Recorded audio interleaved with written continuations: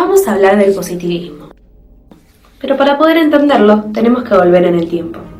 En la Grecia antigua, desde Aristóteles, el conocimiento de las cosas tenía que ver con la observación.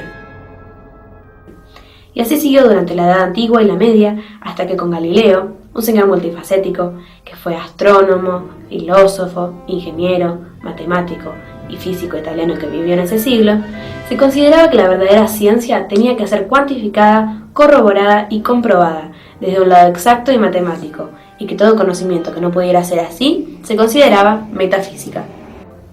Ahora vayamos al tiempo que nos importa, Francia en el siglo XIX. El positivismo surge en una parte de la historia que fue relativamente pacífica.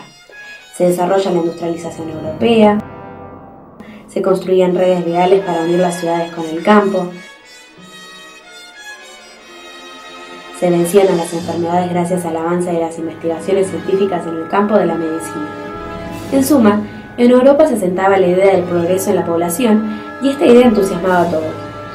Se desarrollaban las ciencias con contribuciones importantes como las matemáticas, la medicina. Ocurría una estabilidad económica y política que la sociedad interpretaba positivamente.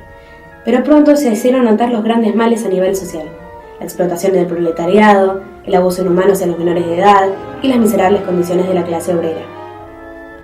Es entonces cuando al sur de Francia, en una ciudad industrial llamada Montpellier, nace en 1798 Auguste Comte, un pensador que años más tarde crearía la ideología positivista, pero de esto hablaremos más adelante.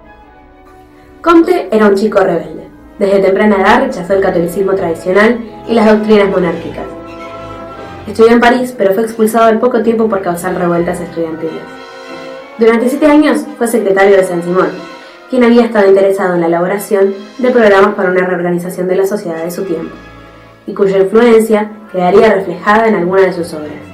Y además daba clases gratis de astronomía y escribió una enciclopedia.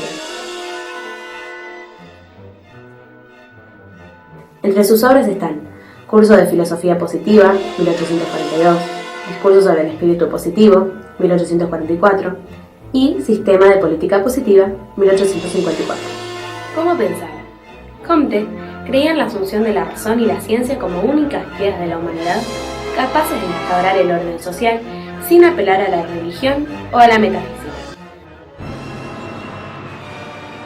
Por ende, tenía una fuerte opinión conservadora y contrarrevolucionaria, en desacuerdo con las propuestas de Voltaire y Rousseau, acusándolos de generar utopías metafísicas irresponsables e incapaces de otorgar orden social y moral a la humanidad.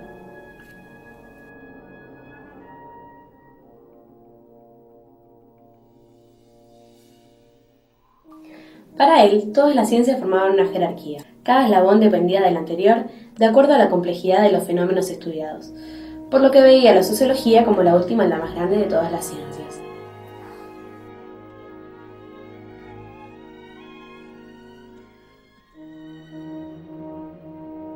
Terminó su vida como un hombre enfermo mental y pobre.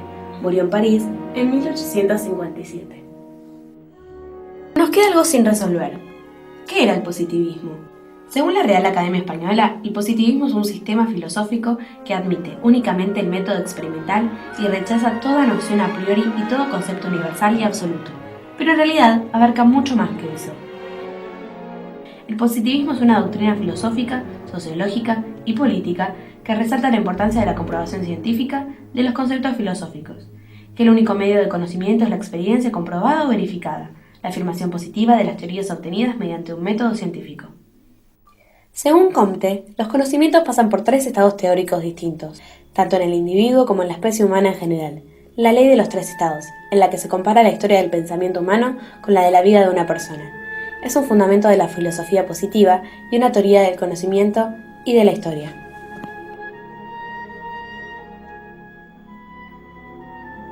La primera que vamos a ver es la teológica o mágica. En esta época las personas dan explicaciones mágicas a los fenómenos naturales. Utilizan categorías antropológicas para comprender el mundo y técnicas mágicas para dominarlo. También creen que ciertos fenómenos son causados por seres sobrenaturales o dioses. Otra es la fase metafísica o filosófica, en la que se intenta explicar la naturaleza de los seres, su esencia, sus causas.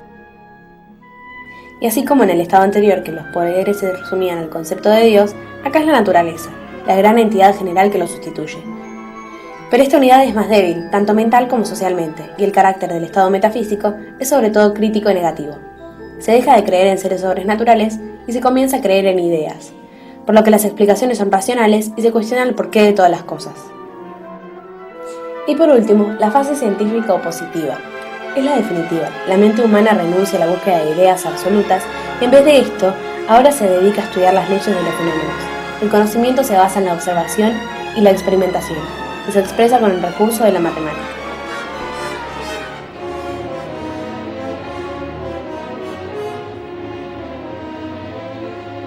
Se busca el conocimiento de las leyes de la naturaleza para su dominio técnico. Enuncia lo que es vano intentar conocer y busca solo las leyes de los fenómenos.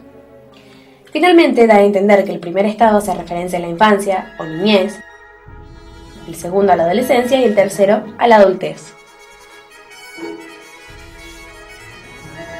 Pero ahora ustedes se deben estar preguntando, ¿y por qué fracasó el positivismo? El fracaso del positivismo queda sintetizado en la incapacidad de reducir la investigación científica a una simple lógica.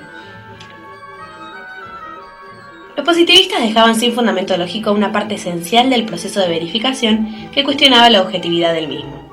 El proceso de verificación implicaba una traducción de lo teórico a los conceptos observacionales.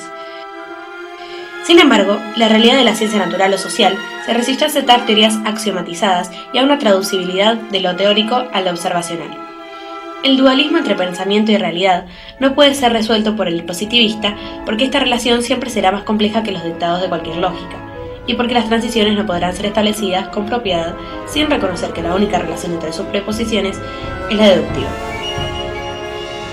El positivismo, con su método hipotético deductivo, fracasó en querer reducir el proceso de investigación científica a una lógica abstracta, desubjetivada.